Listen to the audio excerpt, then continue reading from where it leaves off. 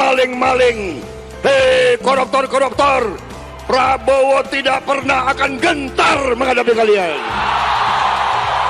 Hai para koruptor atau yang merasa pernah mencuri dari rakyat, kalau kau kembalikan yang kau curi, ya mungkin kita maafkan, tapi kembalikan dong. Salah satu unsur penting dalam good governance adalah bagaimana korupsi bisa dihilangkan, pemberantasan korupsi dituntaskan, dan itu mulai dari mana komitmennya harus tinggi dari paling puncak sampai ke bawah. Korupsi minimal 3, korupsi karena kebutuhan, korupsi karena keserakahan, dan korupsi karena sistem. Korupsi karena kebutuhan biasanya gajinya cukup hidup 15 hari, 15 hari berikutnya tidak cukup. Ini harus dicari solusi. Sampai kapanpun akan muncul ini korupsi karena kebutuhan. Kenapa? Karena gajinya hanya cukup untuk hidup 15 hari. Terus 15 hari berikutnya apa? Ini harus solusi. Sistem remunerasi yang diperbaiki. Yang kedua, keserakahan. Keserakahan ini tidak ada batasnya, infinite. Namanya juga greed. Jadi kalau pertama itu need, yang kedua greed, itu nggak ada batasnya. Di mana kita mencegah greed ini untuk tumbuh? Rasa takut menghentikan keserakahan. Ketika ada hukuman yang menjerakan, maka hukuman menjerakan itu akan bisa meredam greed dan itu menjadi rasa takut. Tapi kalau hukuman tidak menjerakan, maka keserakahan akan mencari jalannya. Apa hukuman paling menjerakan dalam praktek korupsi? Dimiskinkan. Dimiskinkan, diambil hartanya, disita hartanya, karena itu yang paling ditakuti oleh semua koruptor. Itu yang paling ditakuti semua koruptor. Yang paling kita itu kehilangan hartanya. Pemiskinan ini harus, dan inilah yang harus menjadi pegangan bagi kita semua. Kami lihat yang ketiga adalah sistem. Ada kasus-kasus di mana terjebak karena sistem aturan yang ada. Ini koreksinya pada sistem. Jadi membereskan soal korupsi, kami melihat ada 3 akar yang harus dibereskan di situ. Tidak hanya soal penangkapan, tidak hanya soal kalimat pencegahan, tapi akar masalahnya, need, greed, sama sistem. Kalau itu kita tangani, insya Allah bisa. Penegakan hukum. Kalau penegakan hukum, korupsi ini ada 3 potensi sebabnya. 1, korup karena kebutuhan. Yang kedua, korup karena keserakahan. Yang ketiga, korup karena sistem. Korup karena kebutuhan, gajinya hanya cukup untuk hidup 20 hari. 10 hari terakhir dia harus bagaimana? Lalu muncul tuh ruang untuk nutup.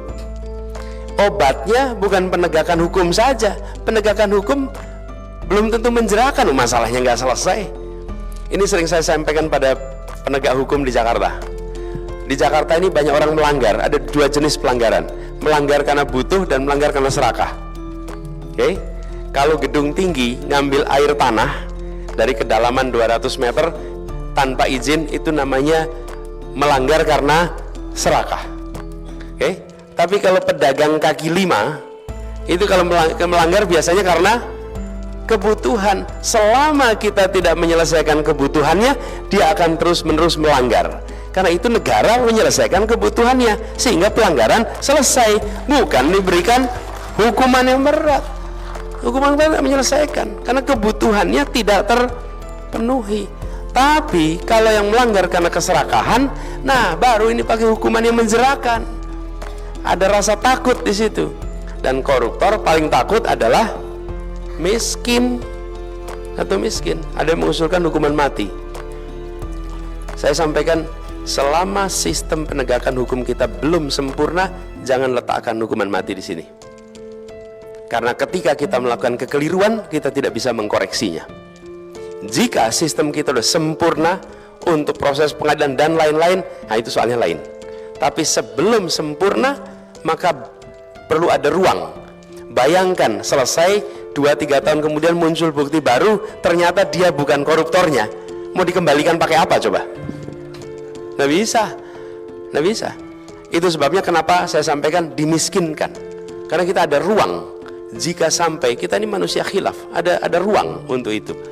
Nah ini yang kemudian dilakukan. Kami melihat penting sekali untuk segera mensahkan undang-undang perampasan aset oleh negara.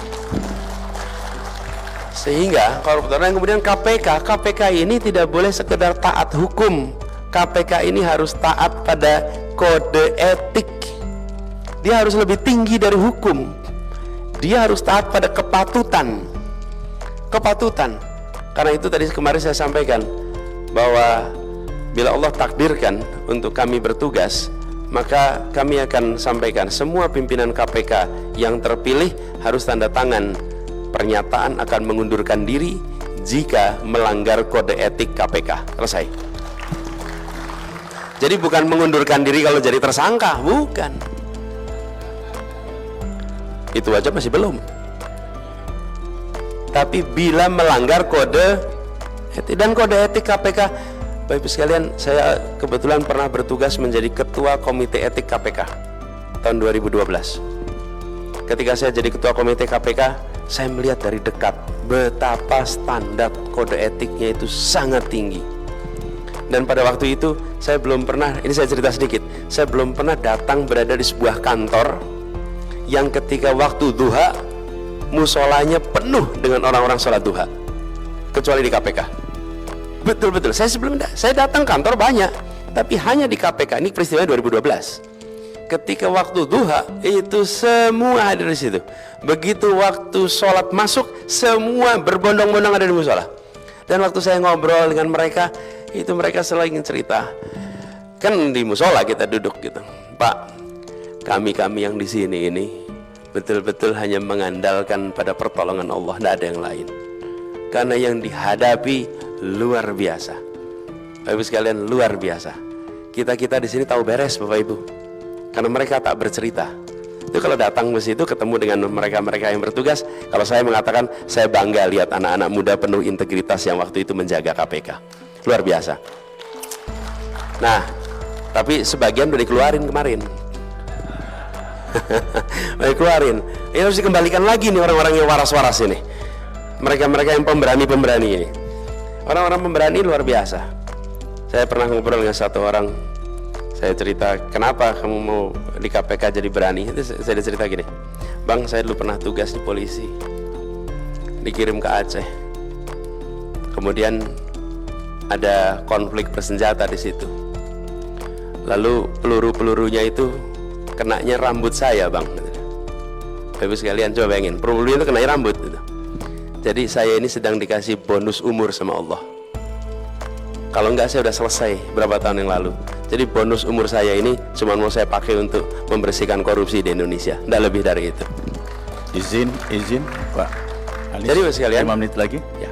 Jadi Bapak sekalian, yang kita saksikan apa? Sebuah badan membersihkan korupsi harus berisi orang berintegritas. Dan orang berintegritas itulah yang harus kita jaga agar tak berada di situ dengan kode etik yang dijaga tinggi. Jadi Bapak sekalian kami hormati, izinkan saya merangkum atas apa yang saya sampaikan, bahwa Indonesia harus menuju satu kemakmuran. Karena dengan satu kemakmuran kita akan bisa merasakan Indonesia memberikan perlakuan yang sama bagi semuanya. Itu dilakukan lewat apa? Lewat mereview semua kebijakan yang ada agar kebijakannya membesarkan yang kecil, menguatkan yang lemah, tanpa mengecilkan yang besar, tanpa melemahkan yang kuat. Garisnya itu. Lalu di dalam proses ini semua kita menyaksikan perlunya menjaga tatanan negara ini untuk selalu berada di dalam tatanan yang menjunjung tinggi adab di dalam bernegara, etika yang dijaga, prinsip negara hukum bukan negara kekuasaan. Ini. Lalu salah satu masalah terbesar Republik ini adalah praktek korupsi, dan praktek korupsi ini diselesaikannya melalui satu, yang karena kebutuhan dibereskan kebutuhannya, yang karena keserakahan diberikan ancaman hukuman yang menjerakan, dan institusi yang mengelola penegakan hukum untuk korupsi yang serakah adalah KPK. KPK-nya ditinggikan standar kode etiknya. PR kita banyak. Saya hendak sampaikan pada semua, tidak mungkin kita bisa menyelesaikan seluruh masalah yang ada di Republik ini. Tapi insya Allah satu hal yang pasti, kita ingin perubahan itu bisa kita kerjakan dalam tempo yang sesegera mungkin. Halo teman-teman, berjumpa bersama saya di Politik Dangi. Kalau kita melihat bagaimana tegasnya dulu Prabowo Subianto waktu masa kampanye ataupun waktu-waktu lalu ya, tentang korupsi. Namun yang menjadi blunder adalah ketika akhir-akhir ini Prabowo malah ingin memaafkan para koruptor ya, asal kerugian negara dikembalikan. Ini kan lucu teman-teman. Bahkan yang blunder lagi adalah ketika Prabowo mengatakan aset-aset daripada koruptor tersebut jangan disita semuanya. Ini sebenarnya malah tidak memberikan efek jera ya kepada para koruptor, apalagi yang dikorupsi itu triliunan rupiah, teman-teman. Berbeda dengan konsep Anies Baswedan yang ingin memiskinkan koruptor. Gimana menurut kalian?